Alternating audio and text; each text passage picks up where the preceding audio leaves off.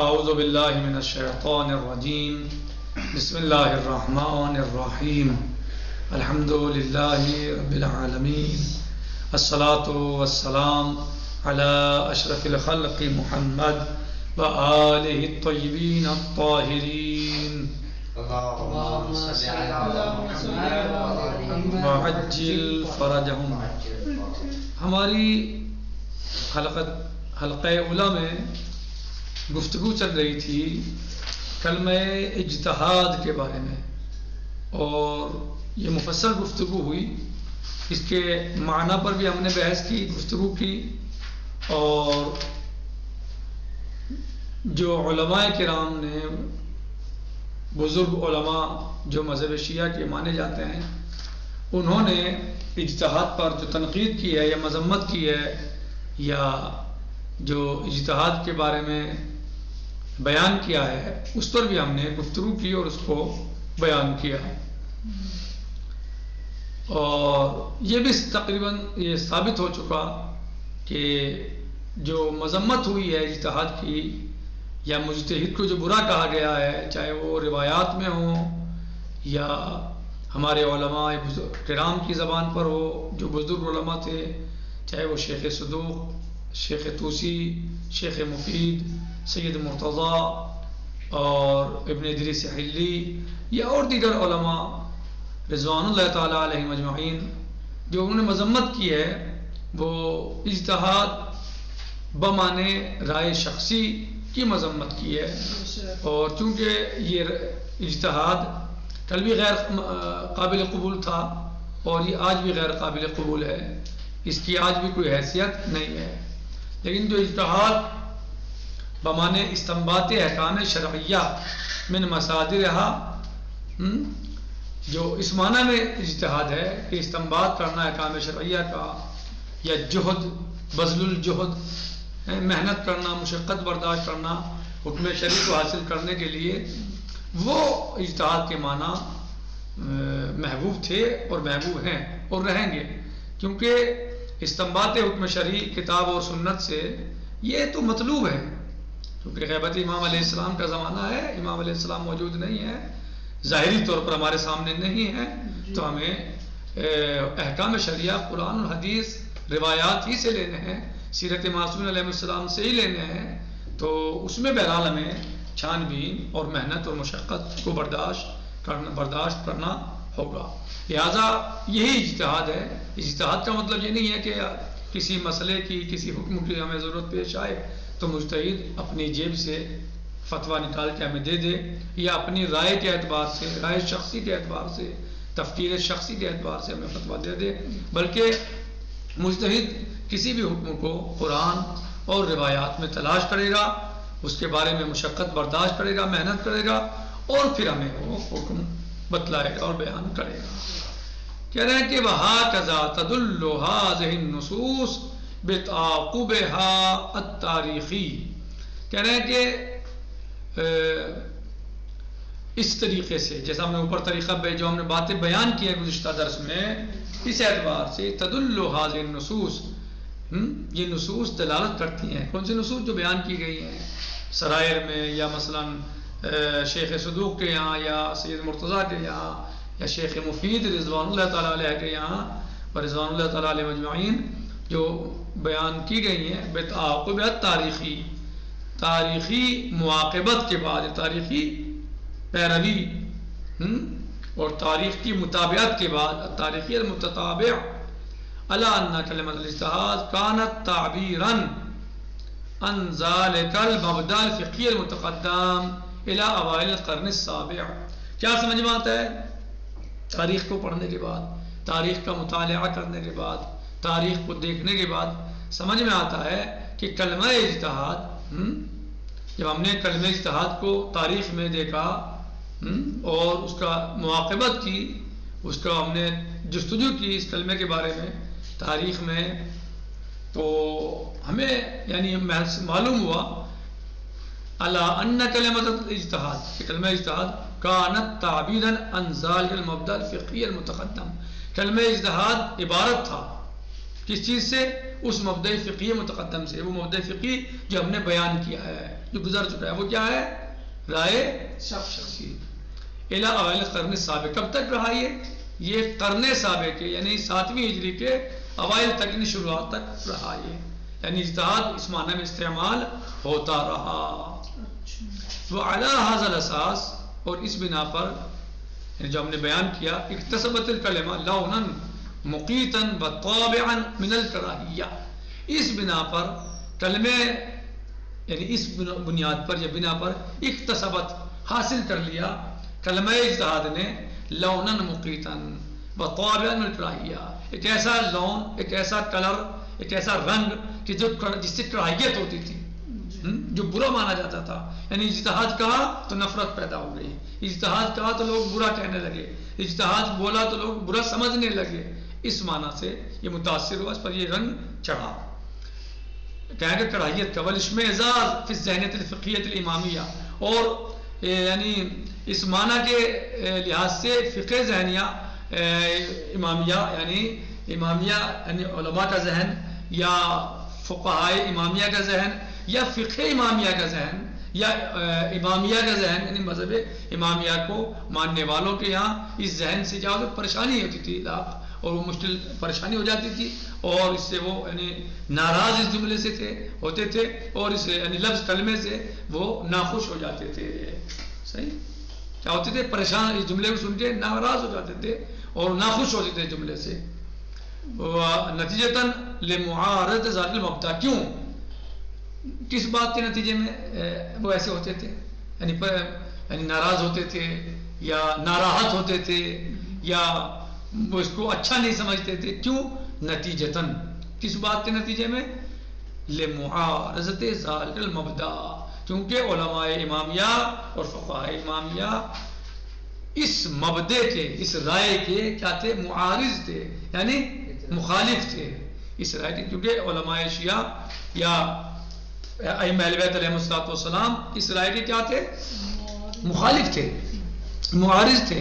یعنی وہ اس رائے کو قبول نہیں کرتے تھے. ائمہ اہل بیت علیہم الصلوۃ والسلام اس رائے کی مخالفت کرتے تھے، اس رائے سے خوش نہیں تھے، اس رائے کو قبول نہیں کرتے تھے، اور اس رائے کے مخالف اور معارض تھے. معارض یعنی مخالف. جی تو جب ائمہ علیہم الصلوۃ والسلام مخالف تھے اس رائے کے معارض تھے، تو ظاہر ہے جب ائمہ ہمارے مخالف ہوں کسی بات کے، تو علماء ہمارے اس کے مخالف ہوں گے، تمام مومنین اس کے مخالف ہوں گے، اس رائے کے، اس نظریے کے، اس سوچ کے. صحیح. تو اس لیے جب کلمہ اجتہاد استعمال ہوتا تھا یا کسی عالم کے سامنے پیش ہوتا تھا کلمہ اجتہاد، تو ہمارے علماء اس سے ناخوش ہو جاتے، ناراض ہو جاتے تھے، اور اس سے جو ہے وہ ناراحت ہوتے تھے، اور اس کلمے سے وہ یعنی اظہار ناراضگی کرتے تھے. والایمان ببطلانہ. کیونکہ یہ علماء کیا تھے؟ اس مبدا سمجھ رہے ہو؟ اس رائے، اس فکر کے، اس سوچ کے، جو سوچ تھی اس کے مخالف تھے، معارض تھے. والایمان ببطلانہ. اور وہ اس بات پر عقیدہ رکھتے تھے، وہ اس بات کو مانتے اور جانتے تھے اور ایمان رکھتے تھے کہ یہ عقیدہ اور نظریہ باطل ہے.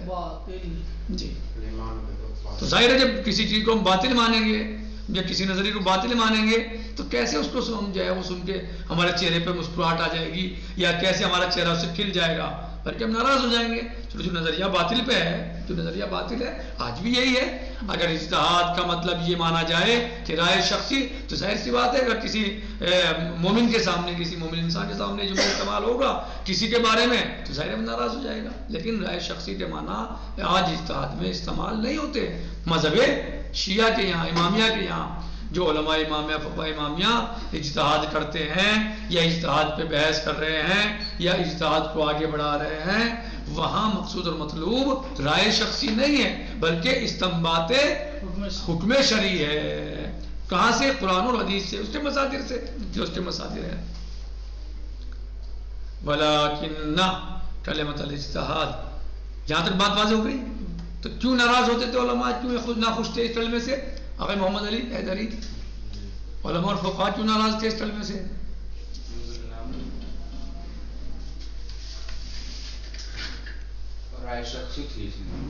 ہاں، چونکہ یہ کلمہ اس زمانے میں کس معنی میں استعمال ہوتا تھا؟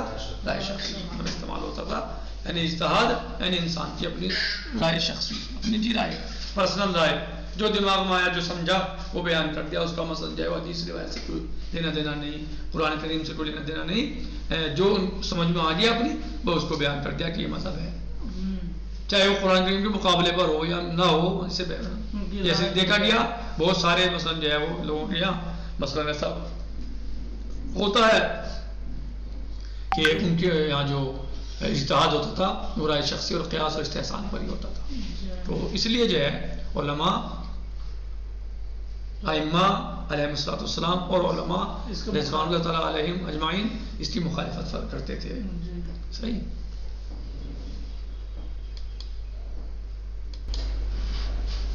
بلاکن لیکن کلمۃ الاجتہاد، کلمہ اجتہاد تطورت بعد ذلك فی مصطلح فقہاء، لیکن اس کے بعد جو ہے کلمہ اجتہاد جو ہے وہ اس نے تطور کیا، یعنی ترقی کی ہمارے فقہاء کی مصطلح میں، یعنی ہمارے فقہاء نے بھی اس کلمے کو استعمال کرنا شروع کیا. ولا يوجد لدينا الآن نص شيعي يعكس هذا التطور أقدم تاريخا من كتاب المعارض للمحقق الحلي المتوفى سنة 676.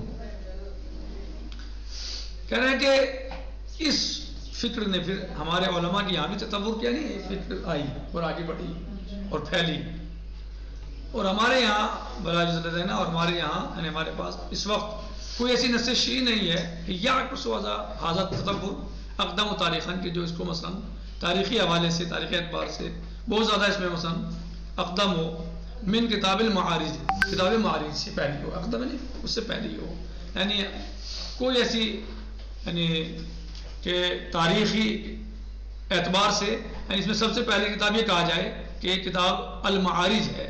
کیا الکتاب المعارض کس کی ہے؟ للمحقق الحلی المتوفى سنہ 676 یعنی 676 ہجری میں یہ متوفى ہے، یعنی ان کی وفات ہوئی ہے 676 ہجری میں. اذ کتب المحقق رضوان اللہ تعالیٰ علیہ تحت عنوان حقیقت الاجتہاد، کیا لکھا انہوں نے؟ کتاب کا نام حقیقت الاجتہاد، یعنی انہوں نے لکھا کتاب میں جو عنوان دیا کتاب کا، کیا لکھا؟ تحت عنوان حقیقت الاجتہاد، یعنی اس عنوان کے تحت انہوں نے لکھا. یقول وَهُوَ فِي عُرْفِ الْفُقَهَاءِ، اور کیا ہے حقیقت الاجتہاد کے بارے میں انہوں نے کیا لکھا؟ کہتے ہیں کہ وَهُوَ فِي عُرْفِ الْفُقَهَاءِ، وَهُوَ یعنی الاجتہاد، فی عرف الفقہاء فقہاء کی عرف میں، یعنی فقہاء کے یہاں ہے جو سمجھا جاتا ہے. کیا سمجھا جاتا ہے؟ جیسے اجتہاد بولتے ہیں کیا سمجھا جاتا ہے؟ بذل الجہد فی استخراج الاحکام الشرعیہ، بذل الجہد یعنی محنت کرنا، مشقت کرنا ہے کس چیز میں؟ فی استخراج الاحکام الشرعیہ، احکام شرعیہ کے استخراج کے لیے محنت و مشقت برداشت کرنا.